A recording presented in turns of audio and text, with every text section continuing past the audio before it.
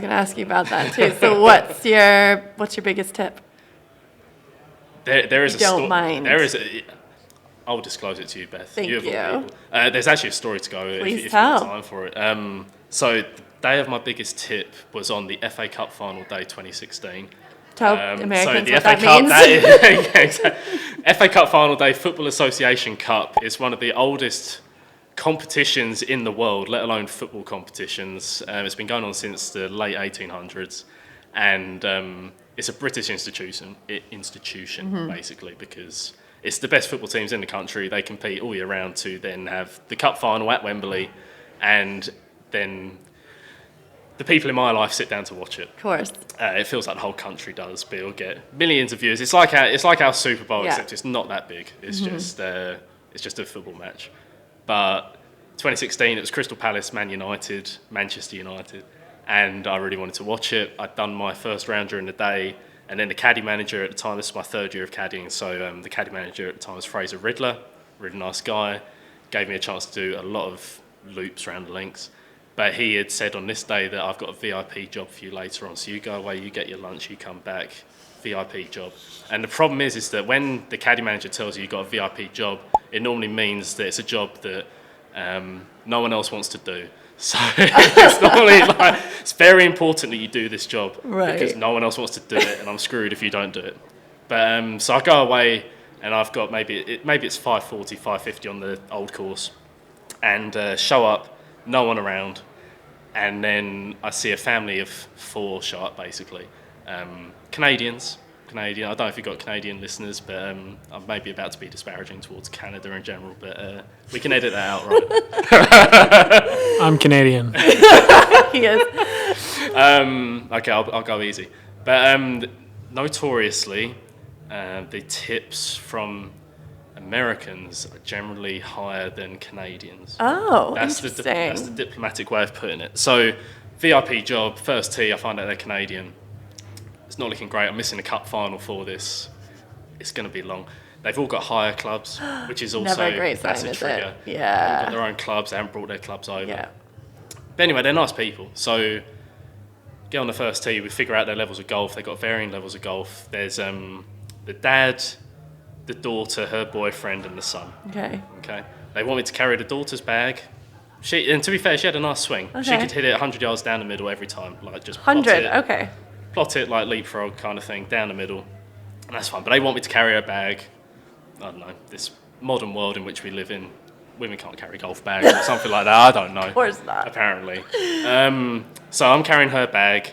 But nobody else has a caddy? I am a 4 caddy in this bag. In this job. I'm a 4 caddy, which means I have to look after all 4 of them. And normally that involves just standing there giving advice, getting all their yardages, reading all their putts. So it's quite an intensive job. But in this time, they want all of that. Plus, I'm going to carry this girl's bag down the middle every time. So it transpires. The dad's got a decent golf game. They're all on holiday. They just come to Edinburgh and they decide they'd fit in some golf. They don't really play golf. The dad does. The daughter has played some. The boyfriend and the son do not play. So it's their first round ever, and it's on the old? It's on the old course. The son has a massive hook. The boyfriend has a massive slice. So we've got golf balls, and they all want yardages, and they're all taking pictures constantly as well. And as a caddy, you're expected to keep up with the game in front, keep the pace of play going. You've got the marshals. All the marshals, to be fair, are aggressive in St Andrews. The marshals will do their job, for sure.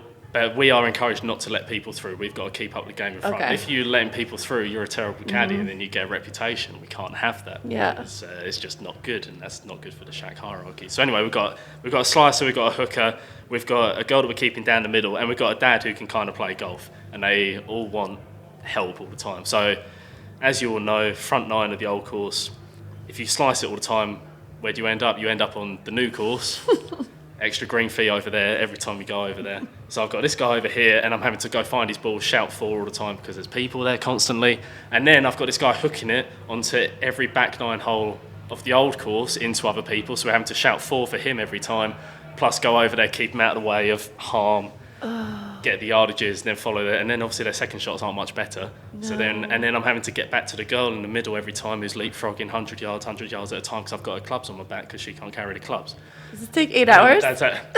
I let a group through on the 3rd tee. Marshall comes up, says you cannot let another group through because we've got dark times behind us. We're at 5:40, 5:50. Yeah. We've got dark times behind. This isn't going to happen. You're not going to get in before dark. You've just got to keep up.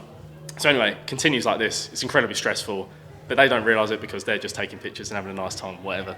But I'm dying. And all of this time, I could have just been sat down watching a cup final of beer, but it's fine. So, get to the end, get to the 18th tee, steps up behind, in front of the RNA clubhouse, which we can see from here. Yes. Great location. Get to the end, Dad says, "Oh, do you take credit card?" Oh, well, no. And I say, "Oh, no." It's cash. He's like, "Right, I need to go get cash." So he goes off, gets cash. Then they all go to the Links clubhouse. It turns out to go shower. Right, this is now, however long, what was that, 5:40, 5:50. It was best part of a 5-hour round. So this is now nearly 11 o'clock at night. Wow. He's gone off to get cash. He comes back. We go down to the Links clubhouse to go find the kids as well.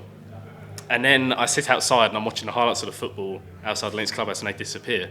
Janitor comes out, bags, he's like binning all the bin bags.